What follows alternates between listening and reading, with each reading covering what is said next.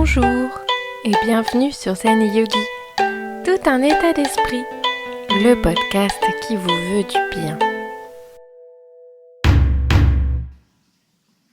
Aujourd'hui, on va parler verdure, de ce que nous apporte le fait d'être dehors à respirer l'air frais, de cette corrélation entre la nature et notre bien-être, d'une sorte de retour aux sources.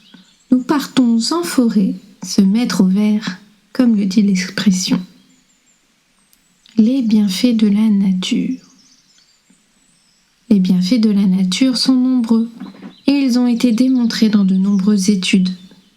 Sachez qu'en 1984, une étude montrait déjà qu'avoir une fenêtre avec de la verdure à la suite d'une opération permettait une guérison plus rapide des patients.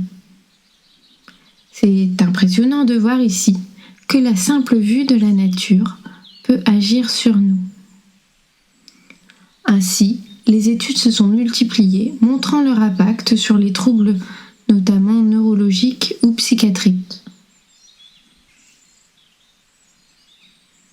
On va parler d'une étude qui est parue dans l'International Journal of Environmental Research and Public Health, qui montre que passer du temps entouré d'arbres abaisserait le rythme cardiaque, la pression artérielle et le taux d'hormones liés au stress, le cortisol et l'adrénaline.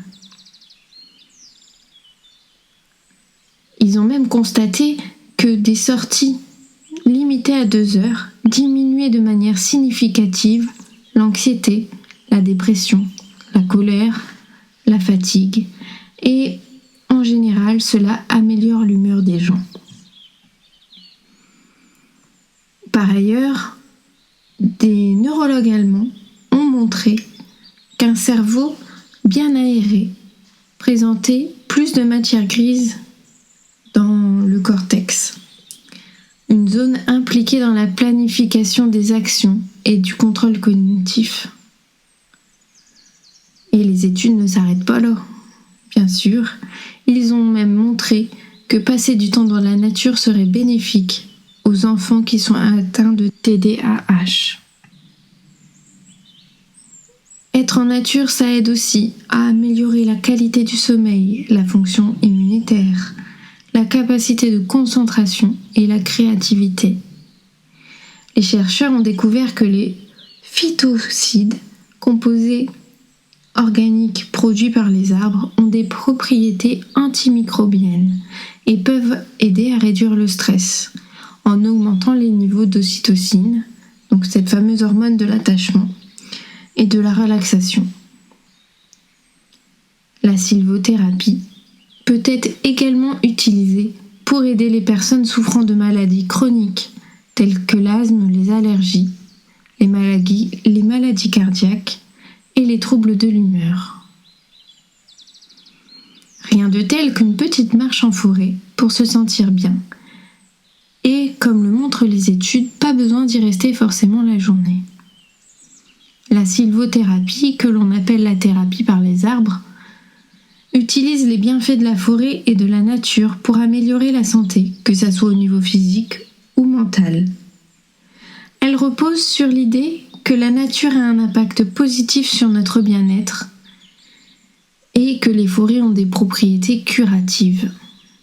Alors faites attention, parce qu'on dit bain de forêt, on dit par exemple câlin aux arbres, mais il faut quand même s'y connaître un minimum pour éviter les plantes urticantes.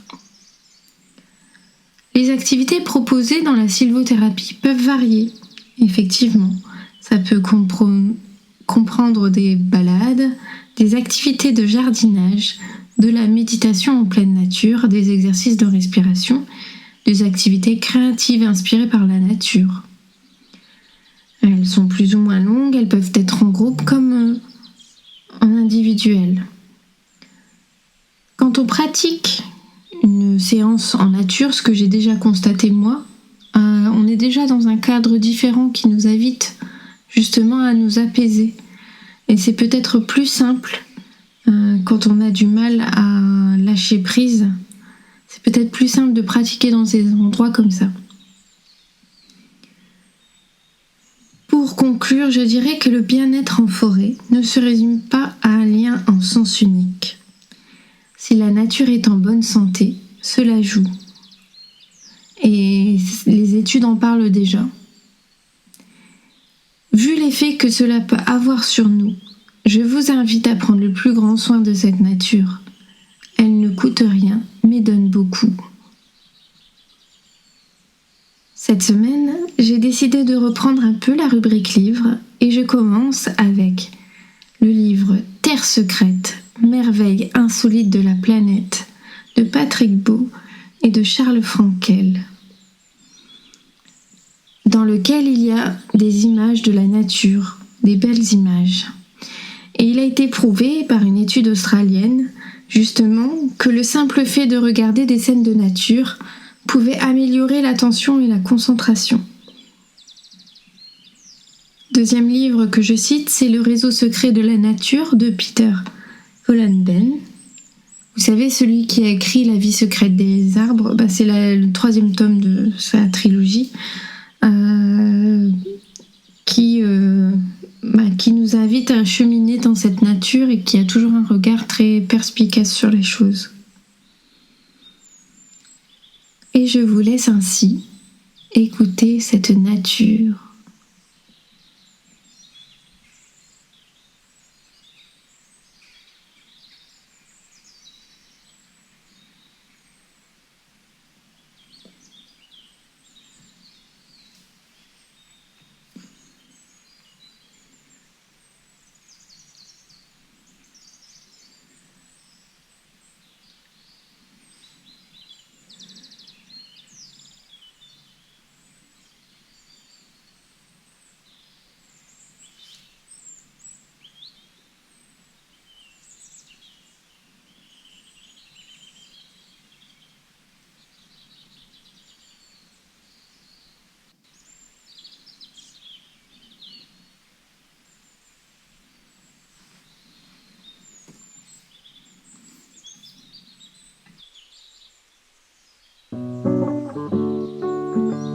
Voilà, j'espère que cela vous a plu. N'hésitez pas à liker, partager et à vous abonner selon votre plateforme. N'oubliez pas, le bonheur se trouve en vous, alors cultivez-le.